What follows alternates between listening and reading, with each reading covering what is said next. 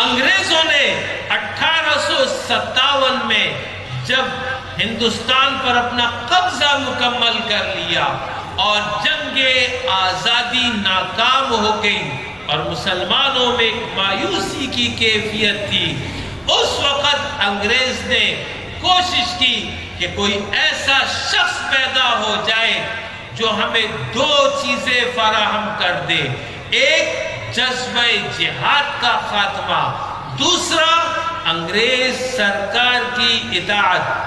ان دو کاموں کے لیے اسے کسی فرد کی تلاش تھی۔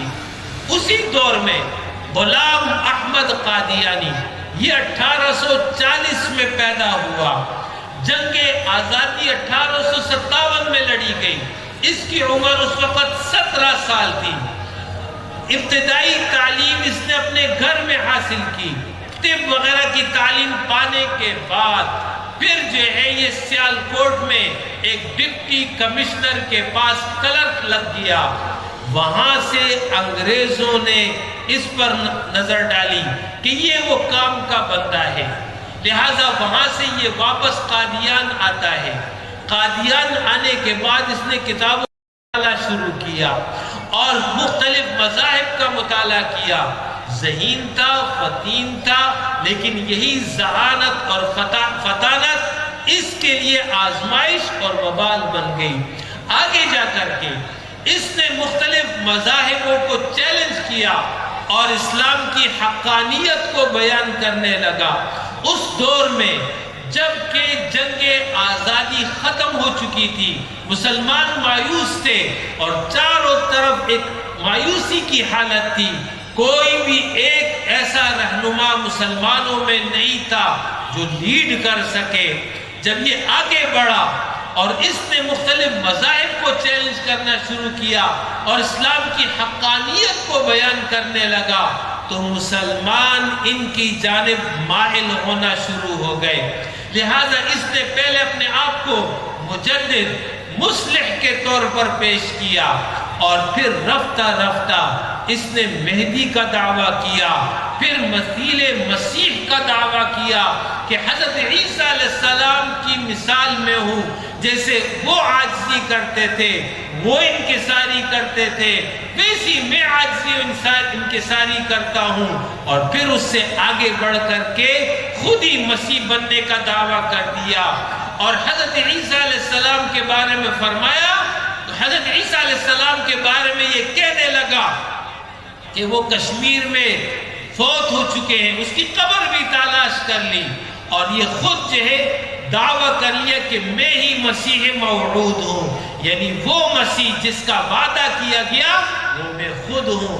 اور 1901 میں جا کر کے اس نے باقاعدہ دعوی نبوت کر لیا کہ میں اللہ کا نبی ہوں، اور کبھی کہتا میں ذلی نبی ہوں، کبھی کہتا میں بروزی نبی ہوں، مجھ پر وحی آتی ہے۔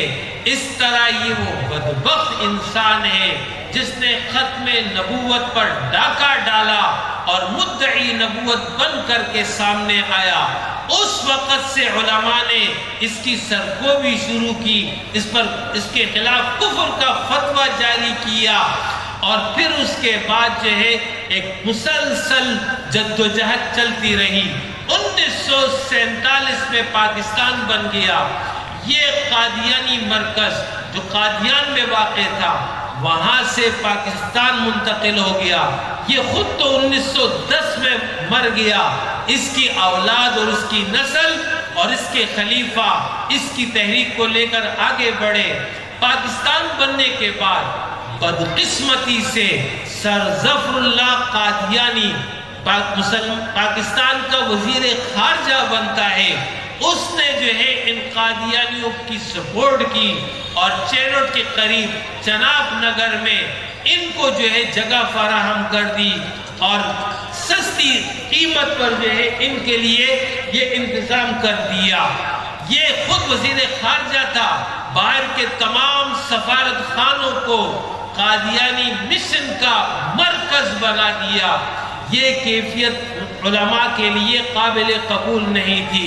اسی اثنا میں مرزا بشیر الدین نے یہ اعلان کر دیا کہ ہم صوبہ بلوچستان کو قادیانی اسٹیٹ بنائیں گے، یہ اعلان کرنا تھا، اور یہ سرکاری ان کو جو ہے سہولیات حاصل تھی، اس کے خلاف اس وقت علماء نے جد و جہد کا آغاز کیا۔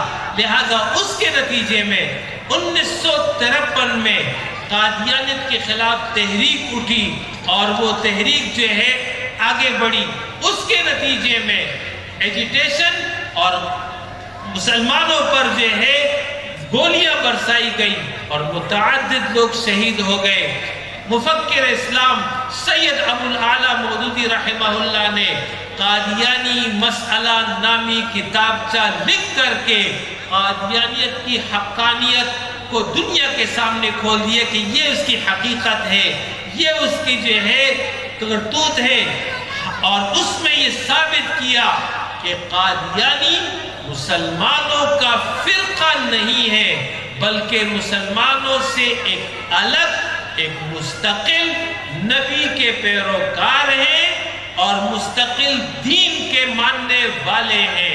لہذا جب انہوں نے مستقل نبی کو مان لیا، مستقل دین کو تسلیم کر لیا، تو لہذا اس کے بعد اب یہ امت مسلمہ کا جز نہیں بن سکتے ہیں۔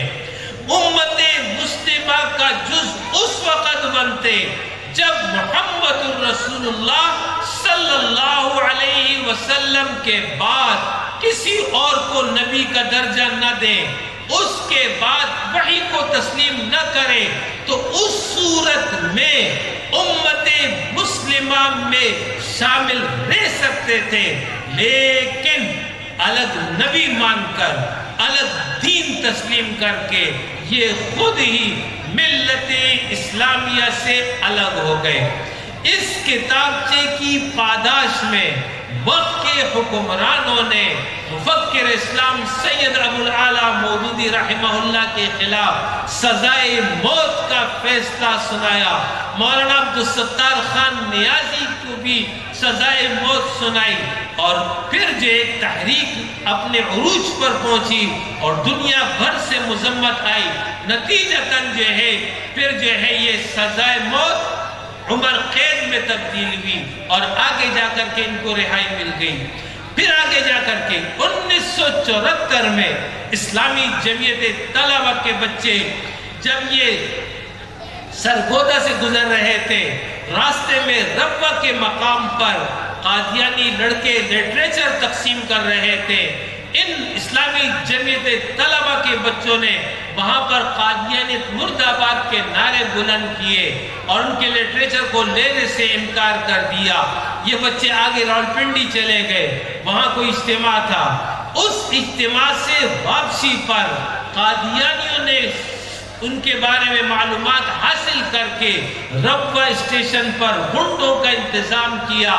جیسی یہ ریل گاڑی ربوہ اسٹیشن پہنچتی ہے، ان کو ڈبہ معلوم تھا جس میں یہ بچے موجود تھے، یہ اس ڈبے میں سوار ہوتے ہیں، وہاں سے ان بچوں کو باہر نکالا، ان کو بری طرح مارا پیٹا، کسی کی آنکھ ٹوٹ گئی، کسی کا بازو ٹوٹ گیا، کسی کو اور زخم آ گئے۔ یہ بچے زخمی حالت میں وہاں سے روانہ ہوئے، آگے فیصل آباد اسٹیشن پر یہ ساری رودات وہاں کے مسلمانوں کو سنا دی۔ یہ واقعہ جب لوگوں میں پھیلنا شروع ہوا، پورے ملک میں ایک اشتعال پھیل گیا اور ایک ایجیٹیشن شروع ہو گئی، اور وہ اتنی آگے بڑھی کہ اس وقت کے وزیر اعظم ذوالفقار علی بھٹو مجبور ہو گیا کہ اس مسئلے کو ہمیشہ کے لیے دفن کر دیا جائے۔ لہذا اس غرض کے لیے اس نے فیصلہ کیا دونوں طرف کے لوگوں کو بلایا جائے، لہذا قومی اسمبلی کا اجلاس طلب کیا گیا اور قومی اسمبلی کو کمیٹی کا درجہ دے دیا تاکہ اس میں غیر رکن داخل ہو سکے۔ اور اس کے بعد قادیانی دو حصوں میں تقسیم ہے، ایک ان کی جو ہے وہ جماعت ہے جو اس کو نبی تسلیم کرتی ہے، دوسری وہ جماعت ہے جو نبی تو نہیں تسلیم کرتی لیکن مہدی کا یا کسی اور حصے کا کسی اور مقام اور کسی اور درجے پر اس کو تسلیم کرتی ہے۔ دونوں کو جو ہے پارلیمنٹ میں طلب کیا، 11 دن ایک کو دیے، 2 دن دوسرے کو دیے، 13 دن ان پر جرح ہوتی رہی۔ 13 دن جرح مکمل ہونے کے بعد اٹارنی جنرل یحییٰ بختیار نے جو ہے پھر جو ہے ان سے سوال و جواب جب مکمل کر لیے تو اس کے بعد یہ سوال مسلمان علماء کی طرف سے جو بھیجا گیا تھا یہ سوال ان سے کر لیا۔ وہ سوال یحییٰ بختیار نے یہ کیا کہ مجھے یہ بتاؤ کہ آیا جو غلام احمد قادیانی کو نبی نہیں مانتا تمہارے نزدیک وہ مسلمان ہے یا نہیں ہے؟ یہ سوال سن کر مرزا ناصر جو اس وقت ان کی طرف سے نمائندگی کر رہا تھا اس نے یہ کہا کہ جو مرزا غلام احمد قادیانی کو نبی نہیں مانتا ہمارے نزدیک وہ کافر ہے۔ تو حال میں موجود تمام لوگ حیران ہو گئے کہ جب ان کے نزدیک ہم کافر ہیں تو پھر ہمارے نزدیک یہ مسلمان کیسے ہو سکتے ہیں؟ لہٰذا پھر اجماعی فیصلہ ہو گیا کہ ان کے خلاف قرارداد پیش کی جائے۔ تو 7 ستمبر 1974 کو قومی اسمبلی میں یہ قرارداد پیش ہوئی اور پورے ایوان نے متفقہ طور پر یہ فیصلہ صادر کر دیا کہ قادیانی اور لاہوری گروپ یہ تمام کے تمام ملت اسلامیہ سے خارج ہیں اور غیر مسلم اقلیت کا درجہ رکھتے ہیں۔ اس طرح جو ہے ان کو جو ہے غیر مسلم اقلیت قرار دے دیا گیا۔ یہ جو غیر مسلم اقلیت ان کو قرار دیا ہے یہ پارلیمنٹ نے اور حکومت وقت نے ان پر احسان کیا، ورنہ شریعت کی روح سے ان کی حیثیت زندیق کی ہے۔ کفار کی قسمیں سمجھ لیجئے، ایک وہ کافر ہے جو اللہ اس کے رسول کو نہیں مانتا، اس کو ہم کافر کہتے ہیں۔ دوسری قسم مشرک ہے جو اللہ کو مانتا ہے اور اللہ کے ساتھ کسی اور کو بھی الہ کا درجہ دیتا ہے، اس کو ہم مشرک کہتے ہیں۔ یہ دو تو معروف ہیں، پھر اس کی کئی قسمیں ہیں، یہودی ہیں، عیسائی ہیں، سکھ ہیں، مجوسی ہیں وغیرہ وغیرہ۔ تیسری قسم زندیق کی ہے۔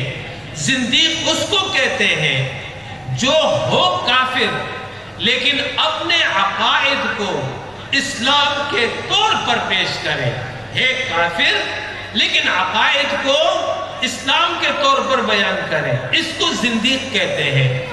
چوتھی قسم ہے مرتد۔ مرتد اس کو کہتے ہیں کہ جو پہلے مسلمان ہو اور بعد میں کفر کا عقیدہ اختیار کر لے۔ اب ان کے الگ الگ احکام ہیں۔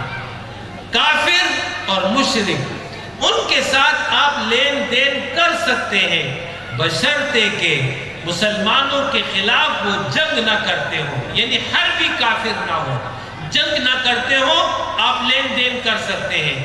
جیسے کہ مختلف اقوام میں ہندو ہیں، عیسائی ہیں، سکھ ہیں، مجوسی ہیں وغیرہ وغیرہ، ان سے لین دین جائز ہے۔ لیکن جو ان میں مسلمانوں کے خلاف برسر پیکار ہوگا پھر جنگ جائز، پھر ان سے لین دین جائز نہیں ہوگا۔ یہ تو ان سے متعلق حکم۔ مرتد کے متعلق حکم یہ ہے کہ مرتد کو گرفتار کیا جائے گا، 3 دن موقع دیا جائے گا، توبہ کر لے۔ اگر وہ توبہ کر لیتا ہے تو معاف، نہیں کرتا تو 3 دن کے بعد حکومت عدالت کے ذریعے اس کو قتل کرا دے گی۔ ٹھیک۔ چوتھی قسم ہے زندیق۔ زندیق یہ ہے کہ جس نے کفری عقائد کو اسلام کا نام دیا، اس کے بارے میں حکم یہ ہے کہ حکومت اس کو گرفتار کرے، توبہ کا موقع اسے نہیں دیا جائے گا، فوراً قتل کر دیا جائے گا۔ تو قادیانی زندیق ہیں جنہوں نے اپنے کفری عقائد کو اسلام کے طور پر پیش کیا ہے۔